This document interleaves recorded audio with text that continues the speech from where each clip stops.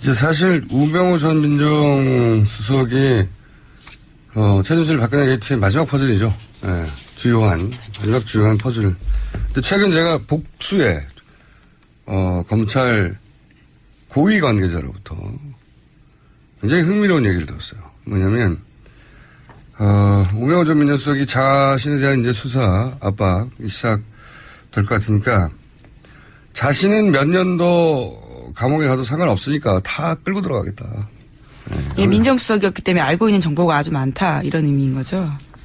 그게 아니고 여기서 다 끌고 들어가겠다는 대상은 현직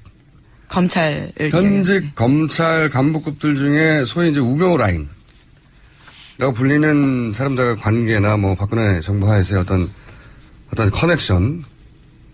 그러니까 나 죽이려면 다 각오해야 할 걸. 아수라장으로 만들어버릴 테야. 협박 가까운 말이네요. 가까운 말이 아니라 협박이죠. 네. 사실 지금까지 우병우 전 수석에 대한 수사가 잘 진행되지 않았다라는 비판의 핵심은 검찰이 검찰 출신을 못 손댄다. 결국 네. 자기네들 칼 대는 거에 대해서 두려워하는 거 아니냐 이런 비판이 있었거든요. 결국 그 이야기를 한 거죠. 그렇죠. 근데 이제 출신이 아니라 전직 검찰이 아니라 아예 현직 검찰 관계자 중에 그 라인이라고 불리우는 정확하게 누군지는 알려지지 않았습니다만 나를 건들면 아수라장이 될 테고 적당히 하라 이런 협박인 거죠. 그래서 검찰 내부적으로 이제 크게 고민하는 분위기가 있다고 해요. 왜냐하면 우병우 민정수석의 수사를 대충 하면 여론이 그냥 두지 않을 것이고 혹은 다음 정권도 검찰을 그냥 두지 않을 것이고 샅샅이 뒤지자니 검찰 내부에 두 자릿수 정도 고위 간부들이 연루돼서 그것도 이제 여론의 지탄 대상이 될 거 아닙니까, 검찰이. 깊은 한숨과 고뇌가 지금 검찰 수뇌부 분위기다. 그런 분위기가 있다고 해요. 네. 한 차례 전화드렸지만 전화통화 수뇌부와 굉장히 많이 했다라는 점도 이미 드러나 있었고요. 네. 그래서 저는 아마도 여기서는 아마던데 왜냐하면 직접 이야기를 들은 건 아니어서 검찰총장이 왜 사퇴 카드를 고민했었잖아요. 이 문제 때문이 아니겠냐 저는 추정하는 바입니다. 그러니까 나하고 아무런 상관도 없는 사람이 아예 와가지고 이 문제를 확 정리해 버리는 게 낫지 않을까? 뭐 이런 고민이 있지 않을까? 여하간 우병우 전 민정수석이 지금 멱살을 잡고 다 같이 죽자 이런 모드라고 합니다. 할 수 없죠. 다 같이 죽어야지 어떻게 해요.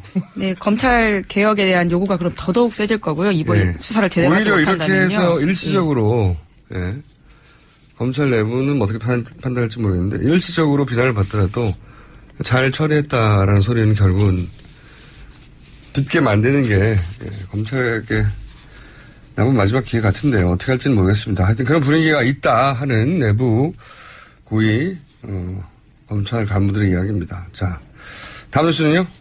네, 어제 최순실 씨 뇌물재판이 처음으로 열렸습니다. 여기서 10년 이상 박근혜 전 대통령의 의상을 제작했던 홍 아무개 씨의 특검 진술 내용이 공개가 됐는데요. 특검에 따르면 홍 씨 같은 경우에는 1998년부터 대통령 취임 이후인 2013년까지 의상 제작했던 디자이너라고 합니다. 그러니까 15년간 의상을 제작한 사람인데요. 이 사람의 진술에 따르면 의상 대금은 모두 최순실 씨가 현금으로 줬다라는 거고요. 대통령 취임 이후에도 최순실 씨가 아무도 없는 방에 데리고 가서 문을 닫고 돈을 줬다. 이렇게 밝혔습니다. 청와대 안에서 그렇게 했다는 거죠. 네. 여기 대해서 최순실 씨는 소위 말해서 경제 공동체가 아니다라고 반박을 한 거죠. 예, 어제 그런 관련해서 굉장히 세게 반박을 했는데요. 관련 대금은 모두 대통령한테 받아서 자신이 정산한 거다. 이렇게 이야기했습니다. 이제 법정에서 이런 진술을 했다는 거고, 그죠? 증인이 나와서는 이런 말을 했다는 건데. 예, 직접 나오진 않았고요. 진술서가 공개가 된 겁니다. 네. 진술서가 공개됐다는 건데. 1,000만 원 가까이 받았다고. 저는 이 법원에서 이제 어느 걸 받아들이냐. 주장에 상충할 때 법원이 이제 판단하잖아요. 사법부에서. 저는 최순실 씨가 아니다. 대통령한테 돈을 받아서 정산했을 뿐이지, 자기가 돈을 준 게 아니다.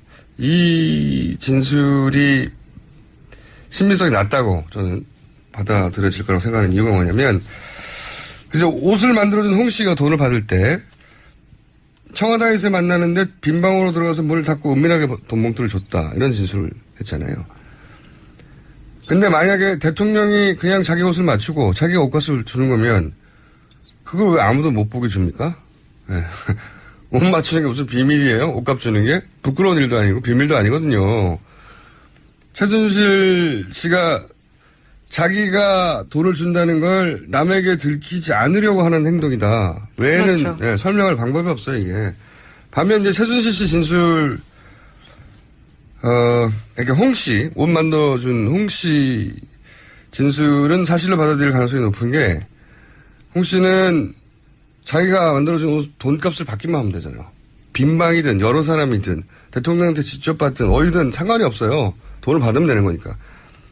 그냥 돈을 받았다고 하면 되는데 뭐 자세히 얘기해보라고 했더니 굳이 빈방에 들어가서 문을 닫고 아무도 모르게 돈을 줬다는 거짓말을 할 이유가 없죠. 동기가 없어요. 이분한테는. 거짓말을 해서 자기가 빠져나갈 혐의가 있는 것도 아니고, 예. 거짓말해서 얻을 자기 이득이 있는 것도 아니고. 그래서 상식적으로 사법부에서 판단해보면 동기가 없기 때문에 실제 일어난 일을 말했을 확률이 높다고 받아들이겠죠. 그래서 예. 제가 보기엔 최순실 박근혜 경제 공동체 설에 굉장히 불리한 진술이에요, 이게. 사법부가 상식적으로 판단한다면. 예. 최순실 씨가 아무리 뭐라고 하던 어차피 법정에서는 항상 상반된 주장들이 나오거든요. 예, 이렇게 될 경우에는 박근혜 전 대통령이 증인으로까지 나와서요, 진술을 해야 될지도 모릅니다. 근데 이제 옷을 옷값을 이제 준 기간 자체가 이 홍 씨만 하더라도 15년인데 전액 현금으로만 줬다는 거잖아요. 그것도 이상한 거예요. 입금을 해준다든지 아니면 보통 우리 돈 거래를 생각해 보자면 이렇게 장기적이고 주기적이고 항상 있는 거래면 그렇게 하잖아요. 네, 거기다 큰 돈인데요. 큰 네. 돈을 현금으로 주기가 쉽진 않습니다. 억대인데. 그래서 이거는 제가 보기에는 굉장히 중요한 진술이라고 저는 보여집니다. 법정에서. 법정에서는 어차피 각자 주장이 난무하고 어떤 거는 어느 쪽 주장이 더 신빙성 있는지 판단하기 어려운 경우가 있는데 이건 굉장히 쉽게 판단할 수 있는 상식선에서는 그런 진술이 나온 거네요. 자, 다음 뉴스는요. 네, 경찰이 카카오톡으로 가짜뉴스를 퍼나른 신현희 서울 강남구청장에게 소환 통보했다 이렇게 밝혀졌는데요. 그런데 신 구청장이 유포한 가짜뉴스 중 일부가 최초로 작성한 사람이 국정원에 30년간 근무했던 전직 국정원 요원이라고 합니다. 아, 이거 굉장히 재밌는 뉴스네요. 이게 신현희 청장 사태의 변곡점 정도로 간주될 수 있는 사안인 것 같은데 이게 이제 사연은 이런 거 아닙니까? 카카오톡으로 유력 보수 인사들, 그러니까 새누리당, 아니 자유한국당의 국회의원들까지 포함된 그리고 이제 엄마 부대라든지. 네, 100명 가까운 단체 네. 카카오톡방이죠. 그런 유력 인사들의 카카오 비밀 방에서 가짜 뉴스가 유통이 됐는데 그거를 거슬러 올라와서 누가 처음에 이 얘기를 했는가 찾아봤더니 어떤 이름이 나왔는데 그 이름을 계속 추적했더니 전직 국정원 직원이라는 거잖아요. 예. 제가 따로 취재한 결과는 S모 씨예요. S모 씨. 네, S모 씨인데 전직 국정원 직원이기도 하면서 현직 정보통신업체 대표이기도 합니다. 이분이. 네.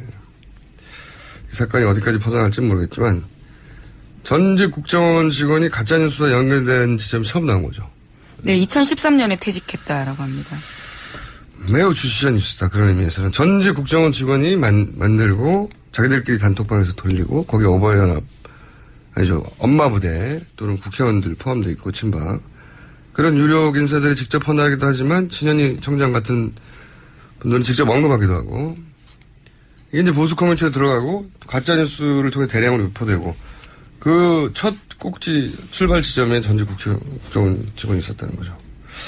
매우 재밌는 뉴스인데 이게 어디까지 퍼져나갈지는 저도 모르겠습니다. 이 국정원 직원의 신원과 왜냐하면 현직이 아니니까요. 신원과 현재 운영하는 회사 정보들이 다 있어요. 주목 대상입니다. 주시 대상. 다음 뉴스는요? 네, 세월호 관련된 뉴스 전달해드리겠습니다. 어제 해수부가 선체 직경 7cm 구멍이 19개 뚫었는데요. 진흙 때문에 제대로 나오지 않았습니다. 게다가 예상했던 것보다 배가 더 무겁다 이런 발표까지 했는데요. 예상보다 1000톤 이상 더 늘어났다라는 겁니다. 그렇기 때문에 7일까지 부두에 원래 옮기겠다라고 했던 계획은요. 어렵다라는 것이 선체조사위 판단입니다. 저는 이 해수부가 하루가 지날 때마다, 추가적으로 조금 더 얼마나 준비 없이 이 세월호를 인양했는지가 드러나요. 해수부는 3년 동안 준비해왔고, 이것이 탄핵 이후 갑작스레 올리는 게 아니고, 원래 하려고 했던 거를 착착 준비해서 치밀하게 올렸다고 하는데, 이게 되는 게 없어요, 제대로. 지금, 그 안에 진흙 빼낸다고, 뻘 빠낸다고, 구멍 뚫자고 했는데, 구멍 뚫었는데, 안 나와. 예, 제대로 안 나오고 있죠. 더 크게 뚫자고 그래.